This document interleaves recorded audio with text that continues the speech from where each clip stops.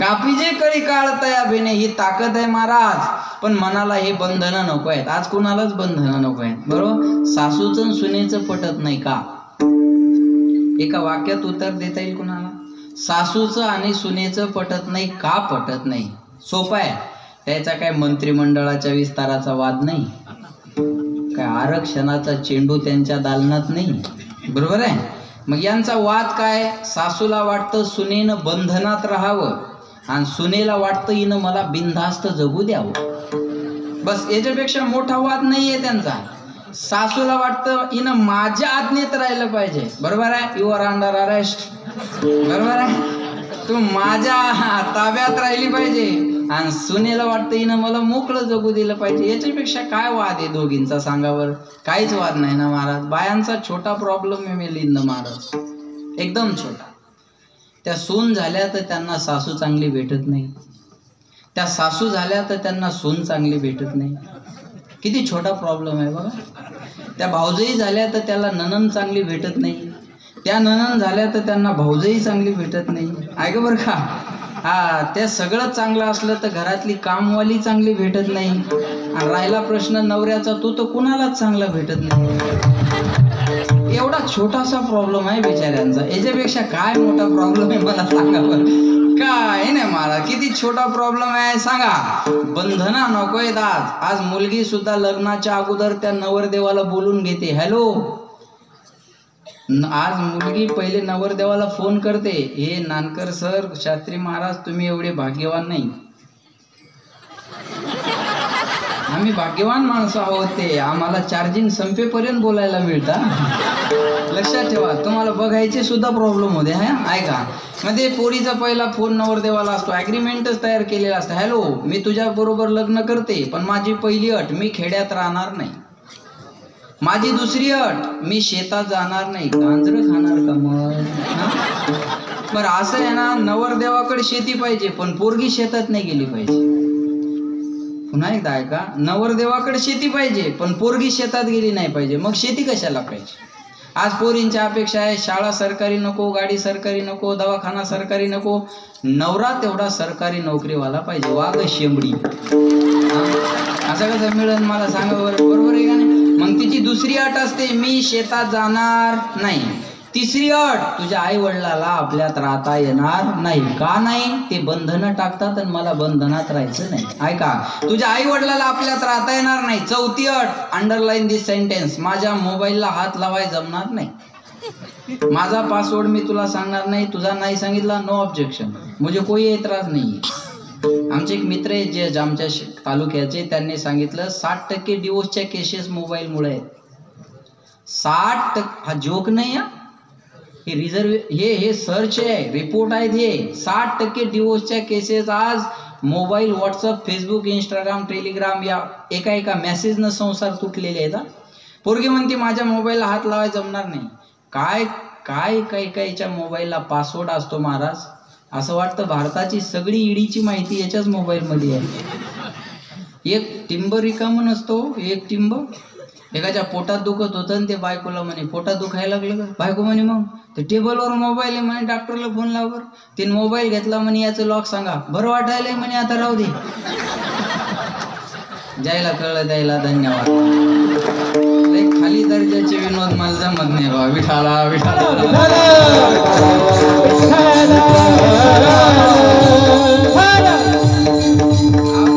नाही महाराज, सांगा आज कुणालाच नकोय, आज बंधन नकोय ना, बरोबर आहे का नाही सांगा.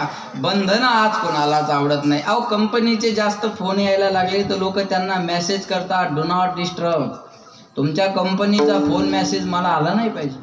मला शहरात राहणं पसंत का करतात लोक? शहरात एकमेकाच्या लाईफमध्ये कोणी इंटरफेअर करत नाही, म्हणून लोक शहरात राहणं पसंत करतात. बाकी काय, शहरापेक्षा खेड्यात सगळं चांगलं आहे महाराज. फक्त एवढं आहे, प्रायव्हेसी नाही.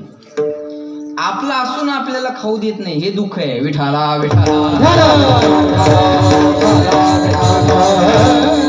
आज कुणालाच बंधनं नको आहेत, लक्षात ठेवा. हे दुसरं कारण. आणि तिसरं कारण, मन देवाकडे गेलं की देवाचं होतं. देव पावया गेलो, येताने दुसऱ्याची चप्पल घेऊन आलो. बरोबर आहे ना? बरोबर. काही माणसं कीर्तन ऐकतात पण चपला चोरायच्या सवय जात नाही. आपण एखाद्याच्या कपाळाला गंध बघावा, आपल्याला वाटतं सज्जन माणूस, आपण त्याच्या बायकोला म्हणावं, बाई तुम्ही भाग्यवान आहात का बाबा, तुमचे मालक बघा ना किती सुंदर गंध लावतात. ती बाई म्हणते, महाराज तुम्ही त्यांच्या गंधावर जाऊच नका. ते रोज कीर्तनाला गेले की नवीन चप्पलचा जोड घरी घेऊन येतात. तुम्ही त्यांच्या गंधाकडे काय बघता? त्यांनी शेजाऱ्याच्या संडासमध्ये उभं राहून फोटो काढा आणि सरकारचे 12,000 रुपये उचलून घरी आणले. तुम्ही त्याच्या गंधाकडे काय पाहता? एकटा सरपंच गाव बदलू शकत नाही आणि एकटा पंतप्रधान देश बदलू शकत नाही. आज लोकांच्या इमानदारीचा जर विचार केला ना, लोक एवढी इमानदार आहे, इथं पानपोईवरचा ग्लास सुद्धा साखळीने बांधून ठेवावा लागतो, एवढी इमानदार माणसं आहे. मंदिराच्या बाहेर सूचना असतात, पादत्राणे बाहेर काढा. बसमध्ये सूचना असतात, थुंकू नका. या सूचना म्हणजे आपण सुज्ञ असल्याची पावती आहे. माणसाचा स्वभाव कसा आहे माहिती आहे? पैसा नाही म्हणून शाळा सोडणारी मिळतील, पैसा नाही म्हणून दारू सोडणारी नाही भेटणार. माझं बोलणं लक्षात घ्या, मी काय बोलतोय. आज 10 लाखाला घेतलेला प्लॉट 4 महिन्यांनी 20 लाखाला विकावा ही अपेक्षा आहे, पण 800चा गॅस 1200ला नाही व्हावा. मी रियालिटी बोलतोय. ही परिस्थिती आहे आज. मानसिकतेचा दुष्काळ आहे महाराज, बाकी कशाचा दुष्काळ आहे सांगा? 1 रुपयाचे शॅम्पूची पुडी जर माणूस आंघोळीला गेला ना, गरीब असू द्या श्रीमंत असू द्या, 1 टाइम नाही लावत. अर्धी आज लावतो आणि अर्धी उद्याच्याला काटकसर करतो आहे की. अर्धी उद्याच्याला ठेवतो, ती भिंतीला उभी करून, बरोबर आहे. बरं जी हातावर जास्त पडली तर परत पुडीत घालतो तो. हा पराक्रम त्याला बाथरूम मधला एकट्यालाच माहीत. हा बरं ते चिकट असल्यामुळे जात नाही, तोंडान फुकतो. काय आट्टा असेल महाराज 1 रुपयाच्या शॅम्पूच्या पुडीचा बघा. अर्धी आज आणि अर्धी उद्या, पण 300चा खंबा एका दमात. अजिबात उद्याचा विचार करत नाही माणूस. स्वभाव आहे माणसाचा. थोडा भाजीपाल्याचा भाव वाढला की लोक ओरडायला सुरुवात करतात. भाजीपाल्याचे भाव गगनाला भिडले, सामान्य माणसाला जगणं मुश्किल करून ठेवलं या सरकारनं. यांना पाय उतार करणं आज काळाची गरज आहे. भाषण असे असतात, बरोबर आहे ना?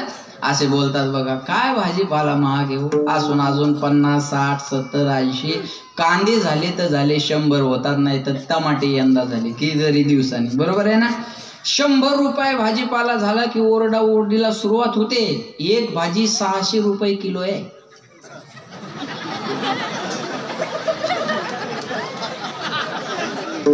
काल्याच्या दिवशी कळेल संध्याकाळी, बरोबर आहे. या भाजीचा भाव वाढला म्हणून कधी आंदोलन झालं का हो? या भाजीचा भाव वाढला म्हणून मोर्चे निघाले का हो? या भाजीचा भाव वाढला म्हणून कधी मीडियाला बातम्या आल्या का हो? काय शोकांती काय महाराज. ते 700 परवडतं नको असलेलं शेतकऱ्याचं 100 का रोग झाला का घ्यायला? बोला.